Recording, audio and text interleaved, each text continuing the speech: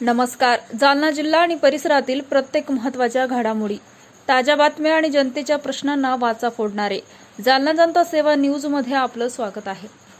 प्रेक्षित मोहम्मद सल्लल्लाहु अलैहि वसल्लम यांच्या विरोधातील कथित अपेक्षाहार्य वक्तव्यावर जालन्यात संताप. नाझिया इलाहीवर कठोर कारवाईची मागणी.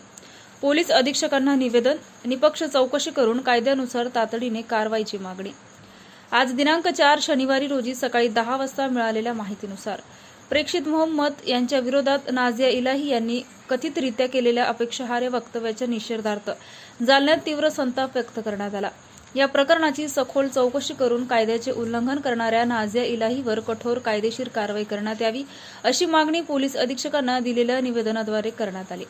जालना एक्सप्रेसचे उपसंपादक अकबर शाहनवाज कुरेशी आणि समाजसेवक सोफियान शकील कुरेशी यांच्या नेतृत्वाखाली हे निवेदन सादर करण्यात आले. निवेदनात नमूद करण्यात आलं आहे की नाझिया इलाही यांच्या कथित वक्तव्यामुळे मुस्लिम समाजाच्या धार्मिक भावना दुखावल्या गेल्याचा आरोप असून त्यामुळे समाजात अस्वस्थतेचे वातावरण निर्माण होण्याची शक्यता आहे. धार्मिक श्रद्धा व सामाजिक सलोखा धोक्यात आणणारी कोणतीही वक्तव्य सहन केली जाणार नाहीत, असे निवेदनात स्पष्ट करण्यात आलं आहे. कायदा सर्वांसाठी समान असल्याने अशा प्रकरणामध्ये कोणत्याही प्रकारचा पक्षपात न करता निपक्ष चौकशी करून दोषी आढळल्यावर कठोर कारवाई करण्यात यावी अशी मागणीही करण्यात आली. निवेदनात प्रशासनाला समाजात शांतता, कायदा सुव्यवस्था आणि सामाजिक ऐक्य अबाधित राखण्यासाठी आवश्यक ती प्रभावी पावले उचलण्याचे आवाहन करण्यात आलं आहे.